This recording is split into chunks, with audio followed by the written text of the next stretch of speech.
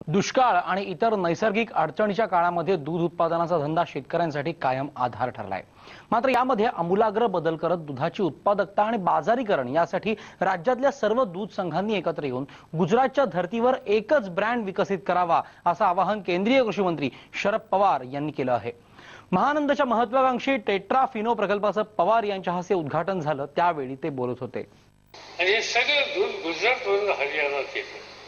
तुम्ही लक्षात घ्या की पंजाब आणि हरियाणा हे उत्तम प्रकारचं दूध पुरवणारी राज्य आहेत, पण त्या राज्यात सुद्धा बाहेरनं दूध येतंय आणि 5-5 लाखाच्या डेअरीज आज अमूलसारखी संस्था त्या ठिकाणी उभी करते। त्याचे चेअरमनला विचारलं पुढचे कार्यक्रम काय आहेत, त्यांनी सांगितलं मुंबईला एक डेअरी टाकायची, पुण्याला एक डेअरी टाकायची, नागपूरला एक डेअरी टाकायची। मी त्यांना म्हटलं की देशातली बरीच राज्य आहेत की ज्या ठिकाणी दूध कमी आहे तिकडे जरा आपण लक्ष देऊया, मुंबईकडे नागपूरकडे अधिक लक्ष द्यायची गरज नाही, त्या राज्यातल्या संस्था त्याच्यामध्ये बघतील। आम्ही त्यांना ते सांगतोय, पण हे सांगून सुद्धा ते या ठिकाणी येतात किंवा येण्याचा विचार करतात, याचा अर्थ त्यांना विश्वास आहे की या ठिकाणी मार्केट आहे। याचा अर्थ हा आहे की त्या मार्केटिंगच्या बाबतीत आम्ही कमी पडतोय आणि म्हणून अन्य लोक या ठिकाणी येऊन ते जी पोकळी आहे ती भरून काढण्याच्या संबंधीचा प्रयत्न करतायत। याचा फार गांभीर्याने विचार केला पाहिजे आणि म्हणून कधीतरी महाराष्ट्रातल्या या क्षेत्रातल्या सगळ्या जाणकारांनी एकत्र बसून आपण एक ब्रँड करू शकतो का याचा विचार केला पाहिजे। सगळ्या सरकारी संस्थांनी एक ब्रँड जर केला आणि तो ब्रँड आपण विकू शकलो तर माझी खात्री आहे की समाजाचा पाठिंबा हा मिळवण्याशिवाय राहणार नाही आणि हा धंदा अधिक वाढल्याशिवाय राहणार नाही। शेवटी मार्केटिंग हे अत्यंत महत्त्वाचं आहे। उत्तम प्रकारचा माल तुम्ही करता, पण ते विकायला कमतात काय तुमच्याकडे? आपल्याकडे खेड्यामध्ये म्हणतात की बोलणाऱ्याचे चिचोके सुद्धा विकले जातात आणि अबोलचं चांगला माल सुद्धा कापला जात नाही। तुम्ही चांगला माल तयार केला आणि ती विकण्याचं तंत्र जर तुम्ही योग्य नाही केलं तर 5-6 लाखाच्या वर तुम्ही पुढे जाणार नाही आणि एवढं मोठं इन्फ्रास्ट्रक्चर उभं करून त्याच्यामध्ये 5-6 लाखाचाच धंदा होणार असेल तर मला स्वतःला तुमच्या धंद्याच्या भवितव्याच्या संबंधीची एक प्रकारची चिंता वाटते। आज एकेकाळी आम्ही बघायचो की कुर्ल्याला एक डेअरी होती। मी आता मधुकरांना सहज विचारलं कुर्ल्याच्या डेअरीचं कसं काम चाललंय, म्हणजे फार वर्ष झाली बंद आहे।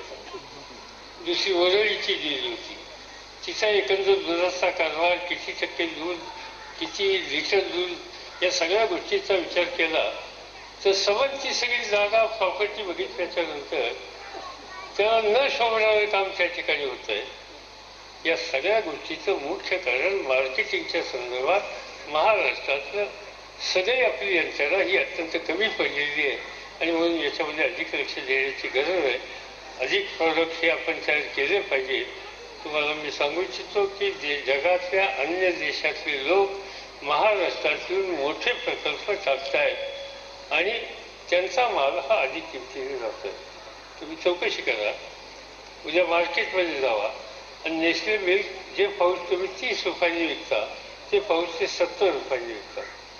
मी काय अधिक महाग करा म्हणणार नाही, सामान्य माणसाला परवडेल अशा प्रकारचे असलं पाहिजे, पण आपल्याच राज्यामध्ये एवढ्या अधिक किमतीनं माल विकण्याच्या संबंधीचं काम ते करतात। याचा अर्थ ठीक आहे, मला हे माहिती आहे त्यांचं ॲडव्हर्टिजमेंटचं बजेट जास्त आहे, त्यांचा ब्रँड लोकप्रिय आहे, जगात लोकप्रिय आहे, त्यामुळे त्यांना 2 पैसे जास्त देतात।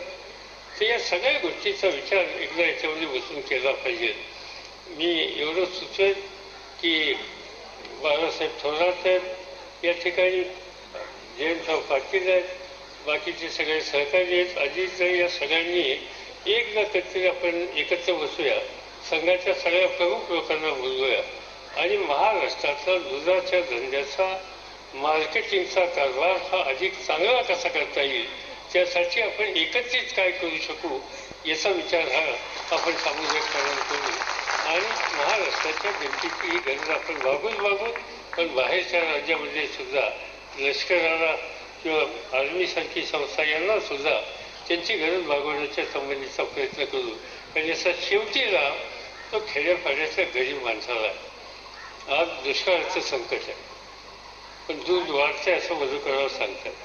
माझ्या मते दूध वाढते त्याचं कारण की आज ज्या चारा छावण्या राज्य सरकारने काढल्या त्यामुळे ह्या गायी गुरंढोरं जगली आणि त्या चारा छावणीमध्ये जनावरांचा मालक हा घर सोडून त्या ठिकाणी जातोय, लक्ष देतोय आपल्या जनावरांच्या, आणि त्यामुळे दूध एकत्रित तो करतोय आणि त्यामुळे दूध वाढले. मधुकररावांनी सांगितलं की काही गोष्टीच्या बाबतीत आम्हाला सरकारने मदत केली पाहिजे.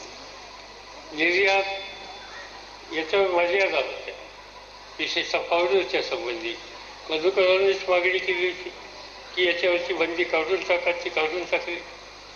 आता दोन प्रश्न माझ्या पुढे आहेत. एक, संबंध देशामधल्या सरकारी संस्थांच्याकडे 65,000 टन एवढी दुधाची पावडर आज शिल्लक आहे आणि ती एका ठराविक काळात वापरली नाही, 12 महिन्याच्या आत तर ती नष्ट करावं लागेल आणि फार मोठं नुकसान होईल.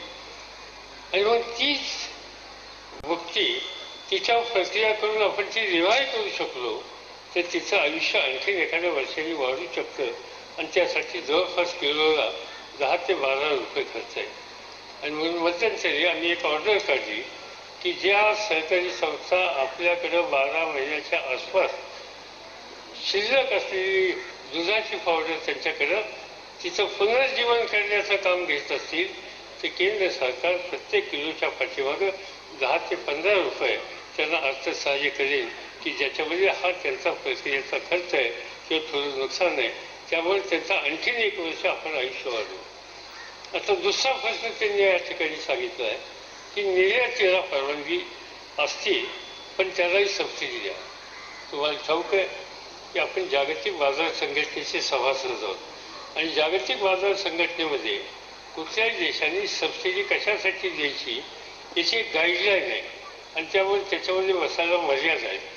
पण तरीही सहकारी संस्थांच्यासाठी वेगळा निकाल जर घ्यायचा असेल तर तो निकाल घ्यायची माझी तयारी आहे.